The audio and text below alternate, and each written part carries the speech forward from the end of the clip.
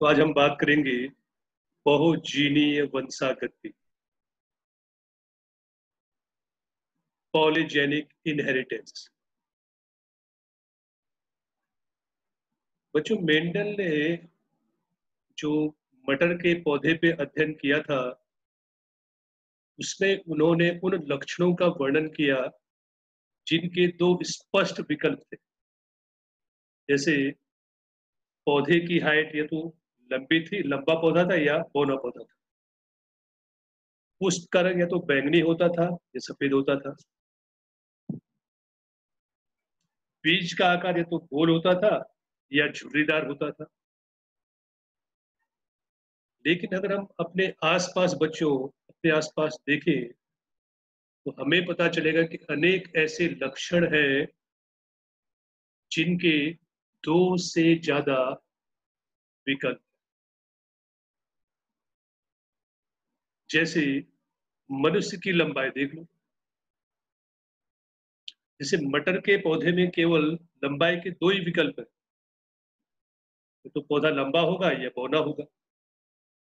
लेकिन क्या मनुष्य की लंबाई में भी ऐसा ही है? नहीं। आपको अनेक हाइट के मनुष्य मिलेंगे। त्वचा का रंग, बच्चों, क्या जिस तरह से मटर में एक लक्षण के दो विकल्प है, क्या मनुष्य की त्वचा के भी दो विकल्प है? ये तो गोरा होगा या काला। आपको जितनी स्किन मिलेगी उतने आपको कलर मिलेगी। यहाँ तक कि स्किन पर पर्यावरण का भी प्रभाव पड़ता है। मजदूर जो कि कड़ी धूप में काम कर रहा है, उसका जो भाग शरीर का जो भाग कपड़े से ढका हुआ है बच्चों, वो लाइट रहता है, हल्का रहता है कलर में। और जो भाग एक्सपोज है सूर्य की लाइट में, सनलाइट में, जो प्रकाश सूर्य प्रकाश में जो भाग उसका खुला हुआ है, वो डार्क हो जाता है। अपनी त्वचा भी आप देख सकते हो। तो मेंडल ने जिन लक्षणों का वर्णन किया था उनके स्पष्ट दो विकल्प थे। लेकिन हमारे आसपास आपने देखा, दो एग्जाम्पल दिए मैंने, मनुष्य की हाइट है, त्वचा का रंग है, इसके दो स्पष्ट विकल्प नहीं। आपका कान का आकार देखो, आपको जितने दिखाई देंगे, जितने कान देखो उनका अलग अलग आकार। बस बहुत सारे आकार मिलते हैं। नाक का आकार देखो, भौहें देख लो। ये सब बच्चे क्या है? बहुजैनी या बहुजीनीय वंशागति के उदाहरण। क्यों ऐसा होता है बच्चों? कभी कभी ऐसा होता है, एक लक्षण को व्यक्त करने के लिए दो से अधिक जीनों की आवश्यकता होती है, या वे वंशागतियां जिनकी अभिव्यक्ति के लिए दो से अधिक जीन होते हैं, उन्हें बहुजीनीय वंशागति कहते हैं। बहुजीनी नाम से पता चल जाएगा। पॉलीजेनिक, दो से अधिक जीन जब एक लक्षण की अभिव्यक्ति का नियमन करते हो, दो से अधिक जीन जब एक लक्षण की अभिव्यक्ति का नियमन करते हो बच्चों, तो उस वंशागति को बहुजीनीय वंशागति कहते हैं। मेरी बात से स्पष्ट होगी? इसे बोलेंगे जब दो से अधिक जीन किसी एक लक्षण की अभिव्यक्ति का नियमन करते हो, तो इस प्रकार की वंशागति को बहुजीनीय वंशागति कहते हैं। उदाहरण, मनुष्य की हाइट, मनुष्य की लंबाई, मनुष्य की त्वचा का रंग, नाक का शेप, नाक का आकार, कान का आकार, आंख का जो आपका वो है, भौहें है वो, कलर, दांतों के लगने की व्यवस्था, ये सब बच्चों बहुजीनीय वंशागति के उदाहरण। इसमें से हम एक उदाहरण को यहाँ समझेंगे, और वह है मनुष्य की त्वचा का रंग। बच्चों, आपको पता है कि मनुष्य की जो त्वचा है उसका जो रंग है वो मिलेनिन वर्णक के कारण। अगर मिलेनिन की मात्रा ज्यादा हुई तो बच्चों त्वचा का रंग गहरा हो जाएगा। मेलेनिन की मात्रा त्वचा में कम हुई तो बच्चों त्वचा का रंग हल्का हो जाएगा, और बिल्कुल नहीं है तो वो अवर्णता है, वो एक रोग है बच्चों, एल्बिनिज्म बोलते हैं उसको, अवर्णता कहते हैं, पढ़ेंगे इसके लिए। तो मान लीजिए कि मनुष्य की त्वचा के रंग के लिए 3 जीन है, कैपिटल ए, कैपिटल बी और कैपिटल सी। ये तीनों जीन मिलेनिन के निर्माण के लिए जवाबदार है, और इनकी जो एलील है, स्मॉल ए, स्मॉल बी और स्मॉल सी, ये मिलेनिन के निर्माण के लिए जवाबदार नहीं है। ठीक है, तो capital A, capital B, capital C, बच्चों ये तीनों जीन मिलेनिन के निर्माण के लिए जवाबदार है। स्मॉल ए, स्मॉल बी, स्मॉल सी, ये मिलेनिन के रंग के लिए मिलेनिन के निर्माण के लिए जवाबदार नहीं, अर्थात अगर इनकी मात्रा ज्यादा होगी तो बच्चों क्या होगा, मिलेनिन का निर्माण नहीं होगा। जैसे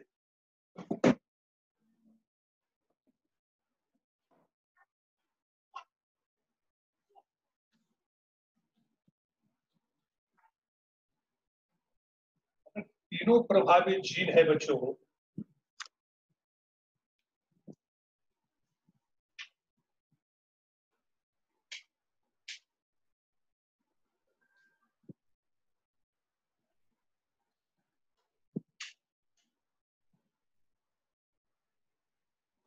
अगर तीनों जीन प्रभावी हो, capital A, capital A, capital B, capital B, capital C, बच्चों क्या होगा, बहुत ज्यादा मात्रा में मिलेनिन बनेगा। मिलेनिन अगर ज्यादा बना तो बच्चों क्या होगा, त्वचा का रंग बहुत गहरा हो जाएगा, अर्थात ऐसे व्यक्ति बहुत डार्क हो गए। अब जैसे जैसे बच्चों प्रभावी जीन की संख्या घटेगी और अप्रभावी जीन की संख्या बढ़ेगी, त्वचा का रंग वैसे वैसे हल्का होता चला जाएगा, अर्थात capital A, small A, capital B, capital B, capital C, capital C, यहाँ पे एक स्मॉल यानी एक अप्रभावी जीन आ गया त्वचा के रंग के लिए। ये क्या नहीं करेगा, मिलेनिन का निर्माण नहीं करेगा, जबकि ये पांचों क्या करेंगे, मिलेनिन का निर्माण करेंगे। तो इसकी तुलना में बच्चों ये क्या हो जाएगा, ये कम गहरा हो जाएगा, यानी इसकी तुलना में इसकी जो त्वचा है वो थोड़ी सी गोरी हो जाएगी। ऐसे ही अगर दो जीन अप्रभावी आ जाए, ये दो क्या नहीं करेंगे, मिलेनिन का निर्माण नहीं करेंगे, और ये चार मिलेनिन का निर्माण करेंगे। यहाँ पे चार जीन मिलेनिन का निर्माण कर रहे थे, यहाँ पे 5 जीन मिलेनिन का निर्माण कर रहे थे, यहाँ पे 6 जीन मिलेनिन का निर्माण कर रहे हैं। तो जितने मिलेनिन का निर्माण करने वाले जीनों की संख्या ज्यादा होगी, त्वचा का रंग उतना ज्यादा गहरा होता जाएगा। इसी तरह से बच्चों ए, बी, बी, सी, क्या होगा, ये सबसे हल्का, अर्थात इसकी त्वचा बच्चों, और जिनका जीनोटाइप इस प्रकार का है त्वचा के लिए, वो सबसे गोरे।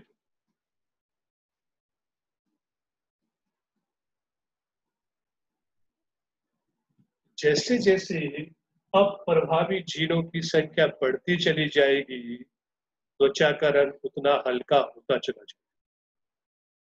दूसरी भाषा में, जैसे जैसे प्रभावी जीनों की संख्या बढ़ती जाएगी,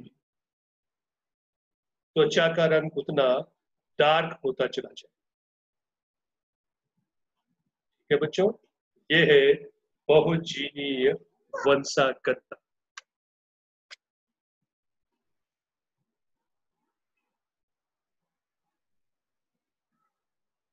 एग्जाम्पल किससे समझना है, मनुष्य के द्वारा आप समझ सकते हो।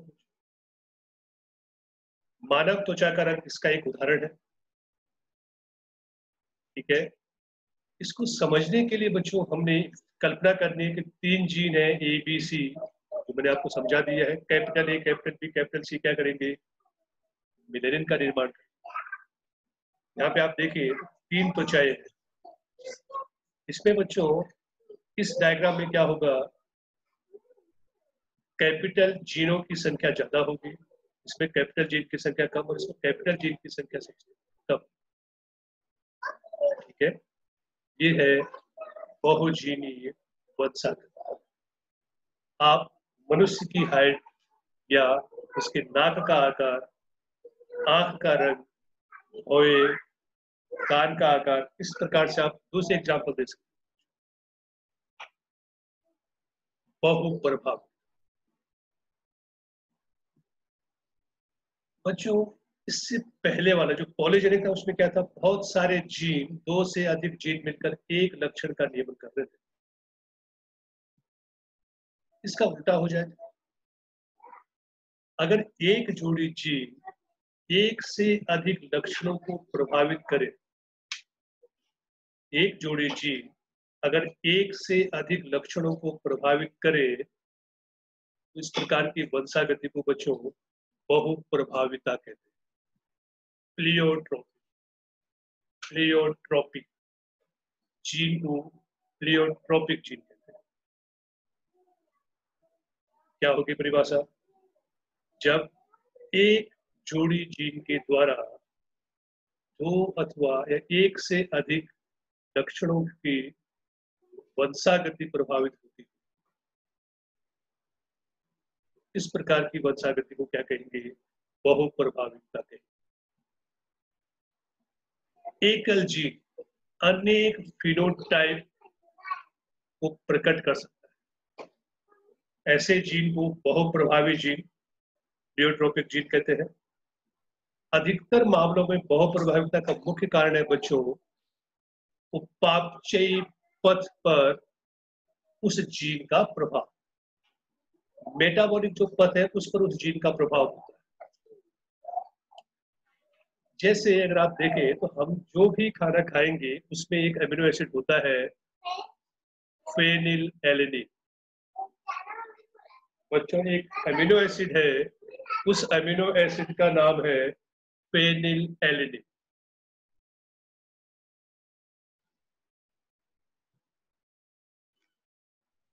सामान्य चयापचयी पथ क्या है बच्चों?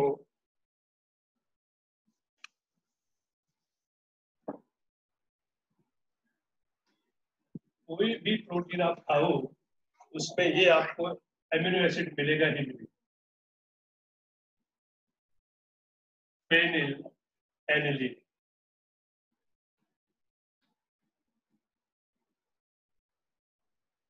अब इसका होता क्या है, चयापचय कैसे होता है? फेनिल एनिलीन बच्चों एक एंजाइम है, फेनिल एलेनिन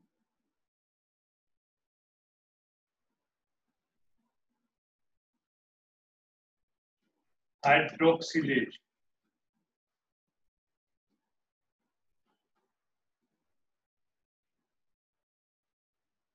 एक एंजाइम है बच्चों, इस एंजाइम की उपस्थिति में बदलता है टायरोसिन में,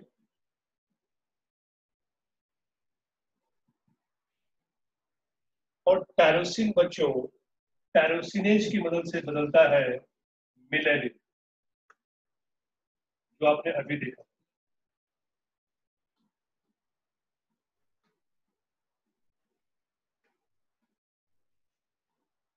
ये भी एंजाइम है बच्चों। एंजाइम का निर्धारण, एंजाइम का निर्माण जीन के द्वारा होता है। आपको पता है एंजाइम प्रोटीन के बने होते हैं। तो phenylalanine phenyl hydroxylase enzyme की उपस्थिति में टायरोसिन में बदलेगा, और ये टायरोसिन टायरोसिनेज नामक एंजाइम की उपस्थिति में मिलेनिन में बदलेगा और आपकी त्वचा का कलर बदलेगा।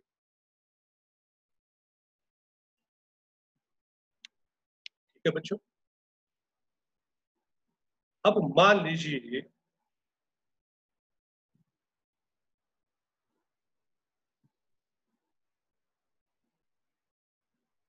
फेनिल एलेनिन हाइड्रोक्सिलेज का निर्माण करने वाला जीन अगर विकृत हो गया, उसमें अगर कोई विकृति आ गई, उत्परिवर्तन आ गया, क्या नहीं बनेगा? फेनिल एलेनिन नहीं बनेगा। फेनिल एलेनिन नहीं बना तो बच्चों जो अमीनो एसिड है, फेनिल एलेनिन नामक अमीनो एसिड, जो कि आपके हर प्रोटीन जो भी आप खाते हो उसमें होगा ही होगा, ये सामान्य अमीनो एसिड है जो आपके हर प्रकार के भोजन में मिलेगा। किसमें नहीं बदलेगा? टायरोसिन में नहीं बदला। टायरोसिन में नहीं बदलेगा तो बच्चों मिलेनिन नहीं बनेगा। जैसे एक रोग तो ये हो गया, जो त्वचा का रंग है वो बनना धीरे धीरे बंद हो जाएगा। दूसरा, जब ये नहीं होगा, फेनिल एलेनिन का क्या? बच्चों धीरे धीरे क्या होगा, क्योंकि ये कन्वर्ट नहीं हो पा रहा है मिलेनिन में, ये ब्लड में इसकी मात्रा बढ़ती चली जाती है, जिससे क्या होगा, ब्लड में इसकी मात्रा बढ़ेगी धीरे धीरे। ये ब्लड फेनिल एल्निन वाला, जो ज्यादा फेनिल एल्निन वाला ब्लड है, मस्तिष्क में जाएगा और मानसिक मंदता उत्पन्न। बाल का जो कलर है बच्चों, वो धीरे धीरे बाल ग्रे हो, सफेद होते शुरू हो जाएंगे। त्वचा में कलर बनेगा नहीं, क्योंकि मिलेनिन नहीं बनता। मिलेनिन नहीं बनेगा तो जो बाल का रंग है वो भी काला सफेद होना शुरू हो जाएगा। ज्यादा फेनिल हुआ तो बच्चों क्या होगा, कि मस्तिष्क में जमा होता जाएगा मानसिक मंदता। तो फिर अधिक मात्रा में हुआ तो इसको मूत्र द्वारा बच्चों बाहर निकाल दिया जाए।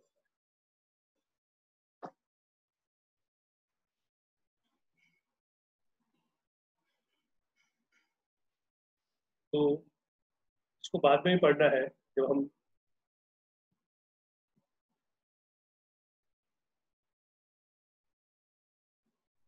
च्याप्चे अनियमितता पढ़ेंगे बच्चों, उसमें भी काम आएगा ये। एग्जाम्पल आपको डालना है क्या? फेनिल एलेनिन हाइड्रोक्सिलेज एंजाइम का नाम है, रोग का नाम है phenyl ketone, phenylketonuria, PKU। रोग का नाम है, एंजाइम का नाम है phenylalanine hydroxylase, amino acid का नाम है फेनिल एलेनिन। बच्चों ये क्या कर रहा है, एक से ज्यादा जो फिनोटाइप है, प्रारूपिक लक्षण है, उनका नियमन कर रहा है। कौन कौन से प्रारूपिक लक्षण? मानसिक मंदता, बालों का कम होना और बालों का सफेद होना, त्वचा का रंग कम बनना। ये एक जीन, एक जोड़े जीन एक से ज्यादा लक्षणों का क्या कर रहा है, नियमन कर रहा है, एक से ज्यादा लक्षणों को प्रभावित कर रहा है, इसे बोलते हैं बहुप्रभाव। क्या बच्चों, बाकी बीच में स्टार्ट किया था, पढ़ लेंगे।